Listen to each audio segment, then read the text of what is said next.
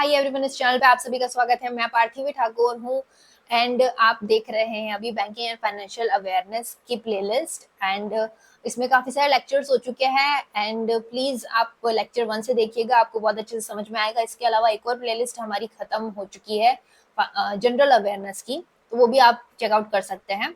तो अब अपन स्टार्ट करते हैं। अभी ये फंक्शंस ऑफ बैंक पार्ट 2 इसलिए है क्योंकि पार्ट 1 में अपन ने हल्का सा थोड़ा सा जिस्ट देखा था, फ्लो चार्ट देखा था, दैट्स इट। तो एक बार मैं आपको वो भी वापस दिखा देती हूँ जिससे आपका रिकैप हो जाए। उसमें थोड़ी सी चीजें मैंने ऐड भी करी है।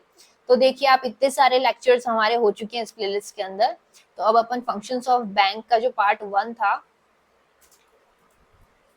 पार्ट 1 राइट, तो उसको एक बार हल्का सा देख लेते हैं। इसमें बस थोड़ा सा मैंने फ्लो चार्ट बनाया था जिससे कि आपको पता चल जाए। एंड उसमें मैंने बोला भी था कि बाद में अपन इसको और डिटेल में कवर करेंगे, तो अपन आज करने वाले हैं, right.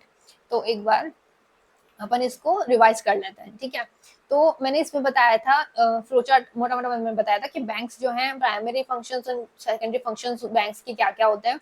Loan, advances and deposit, withdrawal, ठीक है, ये प्राइमरी फंक्शन होते हैं। ऑब्वियसली सेकेंडरी फंक्शन जो कि बैंक्स ने कंपटीशन में आने के लिए बढ़ाते चले गए, बढ़ाते ही अब ये बढ़ते जा रहे हैं, राइट। क्योंकि एक बैंक एक सर्विस प्रोवाइड कर रहा है तो कस्टमर्स को वो दिख रहा है, तो दूसरे को भी वो प्रोवाइड करनी पड़ रही है जिससे कस्टमर सारे एक साइड ही ना हो जाए, उनके पास भी कोई कस्टमर आए, लाइक दैट, है ना। तो क्या क्या है, locker facilities, internet banking, debit card, ATM card. ये जो दूसरे पैन से मैंने ऐड करे हैं ये अलग है ना, अभी लेटेस्ट में। Credit card, cash withdrawal via ATM up to 20,000 plus service tax. Gift card हो गया। उसके अलावा insurance, mutual funds, demat account, dematerialised account जो होता है, बैंक, मोबाइल बैंकिंग। उसके अलावा करेंसी एक्सचेंज, एजेंसी वर्क, ये सारे के सारे सेकेंडरी फंक्शंस हैं जो कि पहले नहीं थे, अब कंपटीशन के कारण ये आते जा रहे हैं। ये बैंक इंश्योरेंस मैंने अच्छे से बता रखा है, जो पार्ट 1 की जो वीडियो है उसके अंदर है ना। ये बस अपन रिवाइज करें जिससे कि अपने को नेक्स्ट पार्ट 2 की वीडियो में अपना फ्लो नहीं टूटे, है ना, फ्लो ना टूटे इसलिए, ठीक है। ये मैंने नया ऐड किया इसलिए मैं ढंग से पढ़ा देती हूँ, ठीक है। क्रेडिट कार्ड का अपन पॉइंट्स देखते हैं कि इसमें no relation with saving account, इसका सेविंग अकाउंट से कोई भी रिलेशन नहीं होता है, ठीक है। सपोज आपके सेविंग अकाउंट के अंदर 22,000 रुपए पड़े, ठीक है, ये एग्जाम्पल की तरह अपन ले रहे हैं, ठीक है। तो क्रेडिट कार्ड की लिमिट है आपके सेविंग अकाउंट का जो बैलेंस होता है उसके ही आसपास रखी जाती है, क्योंकि बहुत जैसे बड़ा बिजनेसमैन है तो उसकी क्रेडिट कार्ड की लिमिट अलग होगी, एंड आपके अगर अकाउंट में थोड़े बहुत पैसे हैं तो उसकी लिमिट अलग होगी, है ना, उसके अकॉर्डिंग होगी, है ना। तो क्रेडिट कार्ड की जो लिमिट है, सपोज आपकी थोड़ी सी ज्यादा दे देते हैं, ये 25,000 की है। तो सपोज आपने परचेजिंग करी 10,000 की, ठीक है। Bank will give you some time duration like 40-45 days आपको बैंक देगा। If not paid in time interest is imposed, ठीक है।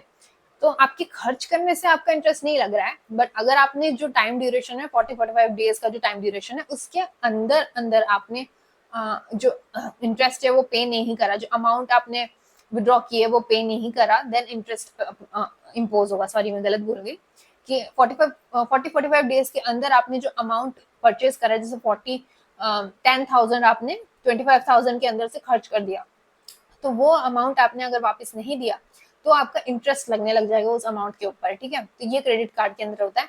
एंड गलत मतलब क्रेडिट कार्ड को बहुत लोग ऐसे कहते हैं, रिकमेंड नहीं करते, कहते हैं क्रेडिट कार्ड नहीं होना चाहिए, नहीं होना चाहिए। वो इसलिए जिससे 40-45 डेज आपको ध्यान नहीं रहे, एंड काइंड ऑफ थोड़ी सी बैड हैबिट भी आपको पड़ी जाती है, क्योंकि आपके पास जितने पैसे नहीं है उतने पैसे वो आपको क्रेडिट कार्ड के अंदर दे रहा है कि खर्च कर दो, जबकि ऐसा नहीं होना चाहिए ना, आपके पास उतने है ही नहीं एक्चुअल में, लाइक दैट, ओके।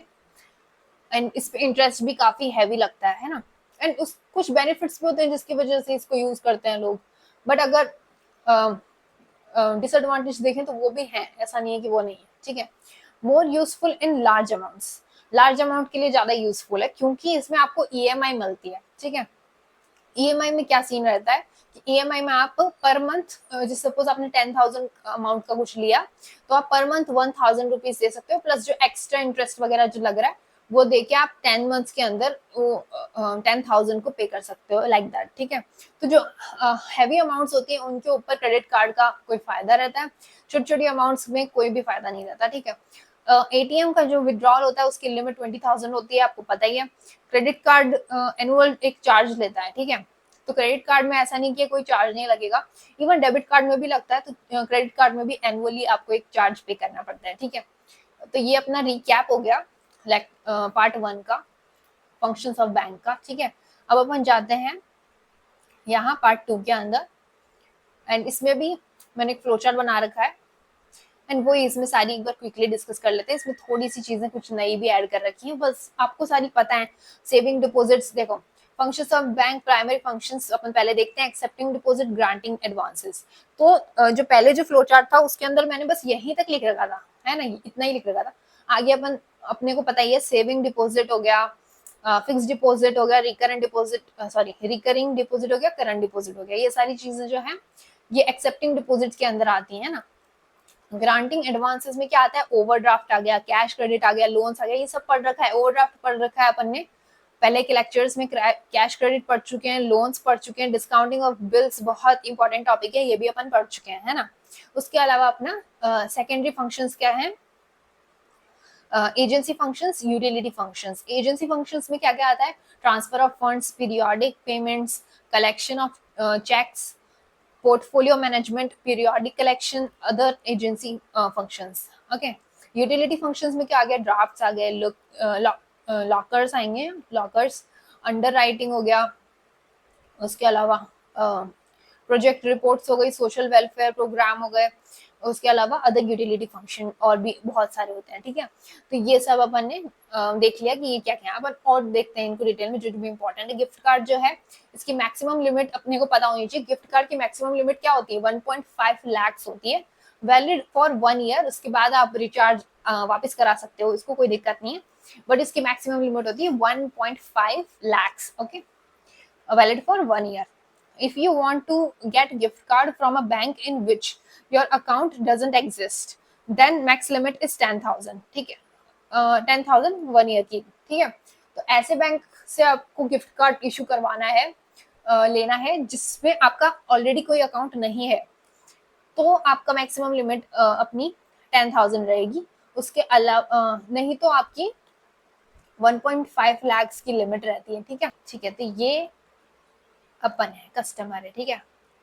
अपन नहीं, मतलब कोई बहुत बड़ा बिजनेसमैन है जिसकी बहुत अच्छी इमेज है बैंक के सामने, ठीक है। एंड ये वो बैंक है जिसने उससे जिसने एलओसी बना के दिया, ठीक है। तो ये एलओसी बना के देगा इसको, एंड ये उस एलओसी को दिखाएगा। एंड जो फॉरेन में जो बैंक है, लेट्स से अपन एक एग्जांपल ले रहे हैं, ठीक है।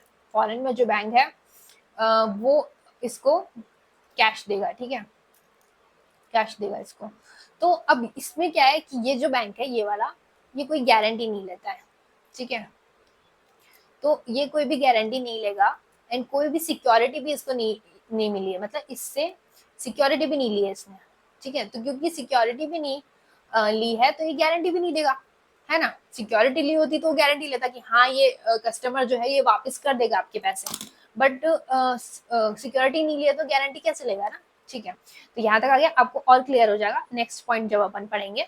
नेक्स्ट पॉइंट में क्या है, बैंक गारंटी। तो नाम में गारंटी आ रहा है, अरे क्या हो रहा है, राइट, हाँ। तो थोड़ा सा जूम इन आप कर लेना, क्योंकि मेरे को लंबा पढ़ना है ना इसमें। बैंक गारंटी क्या होता है, a financial assurance provided by a bank on behalf of its customer, ठीक है। Committing to cover the financial losses if the customer fails to meet specified contractual obligations, ठीक है। तो इसमें बैंक गारंटी लेता है, मतलब सेम ये एग्जांपल आप ले लो, बट इसके अंदर आपसे सिक्योरिटी भी ली जाएगी, आपको गारंटी भी दी जाएगी, ठीक है। तो दोनों काम या तो साथ में होंगे या साथ में नहीं होंगे, मतलब दोनों ही नहीं होंगे ऐसा, ठीक है। तो दोनों साथ में ही होंगे, मतलब या तो नहीं होंगे या होंगे, लाइक दैट, ठीक है। अन्य ऑब्वियस रीजन है, आपसे सिक्योरिटी ली जाएगी तभी बैंक गारंटी देगा, नहीं तो क्यों देगा, है ना। तो आपको समझ में आया, letter of credit and bank guarantee दोनों आप साथ में याद रखोगे तो इजी पड़ेगा, ठीक है। उसके बाद अपना आता है लेटर ऑफ अंडरटेकिंग। ये क्या होता है, सिक्योरिटी इज नीडेड, इसमें सिक्योरिटी चाहिए रहती है, ठीक है। Letter of undertaking is a formal document where one party provides a banking assurance to another that fulfill a specific obligation or requirement often under law or contract, ठीक है। तो इसमें क्या होता है, हाँ इसमें क्या होता है कि लेटर ऑफ अंडरटेकिंग में आपसे भरवा लिया जाएगा कि सिक्योरिटी ले ली आपसे, है ना। Letter of undertaking is a formal document where one party provides a banking assurance to another that will that it will fulfill a specific obligation or requirement। इसका मतलब ये है कि यही वाली चीज है, बट इसके अंदर आपको सिक्योरिटी भी देनी पड़ेगी एंड आपका वो रहेगा, मतलब कि लॉ के अंडर रहेगा। मतलब इसके अंदर क्या है कि इसके अंदर मतलब बिटवीन टू है, between two and between three you can say, but इसमें लॉ लॉ रिलेटेड कुछ भी नहीं हो रहा है इन दोनों के अंदर। ना तो इसमें लॉ इंक्लूड हुआ है, ना तो इसमें लॉ इंक्लूड हुआ है, ना इसमें लॉ इंक्लूड हुआ है, ठीक है। बट इसके अंदर लॉ एंड कॉन्ट्रैक्ट के बेसिस पे आप पे भरोसा किया जाएगा। तो इतना सा डिफरेंस है। ये तीनों टर्म्स आपको साथ में याद रखनी है। Letter of credit, bank guarantee में सिक्योरिटी ली जाती है, लेटर ऑफ अंडरटेकिंग में सिक्योरिटी ली जाती है, लेटर ऑफ क्रेडिट में सिक्योरिटी नहीं ली जाती। इन दोनों के अंदर गारंटी रहती है क्योंकि इसमें आपने तो साइन ही कर डाले एंड इसके अंदर आपको सिक्योरिटी देनी रहती है इसलिए, ठीक है। बट इसके अंदर कोई सिक्योरिटी भी नहीं होती, कोई गारंटी भी नहीं होती, ठीक है। तो आई होप कि आपको ये लेक्चर समझ में आया हो। And if you like this video, please do like, share and subscribe to this channel. Thank you so much for watching. I will see you in the next lecture. Till then, take care. Bye bye. Thank you.